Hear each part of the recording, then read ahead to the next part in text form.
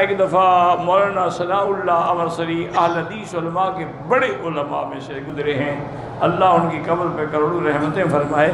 ان کی علامہ اقبال سے بڑی دوستی تھی، اور جب کبھی تشریف لاتے ہیں تو اقبال کے ساتھ شام کو بیٹھتے تھے، گپ شپ کرتے تھے، اور اقبال بھی حقہ پیتے تھے اور مولانا بھی حقہ پیتے تھے۔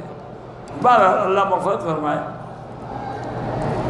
تو ایک دن ایک آدمی آیا، حضرت مولانا ثناء اللہ کو ملا، اور اس نے تقلید کا مسئلہ پوچھا کہ کسی امام کی تقلید کرنی ضروری ہے یا نہیں ہے۔ اس پر مولانا ثناء اللہ صاحب نے جناب آیات قرآن اور احادیث اور تو سارے دلائل پیش کیے کہ تقلید جو ہے یہ تو کافر تقلید کرتے تھے اپنے باپ دادے کی، یہ تو شرک ہے۔ بہرحال علامہ اقبال سنتے رہے۔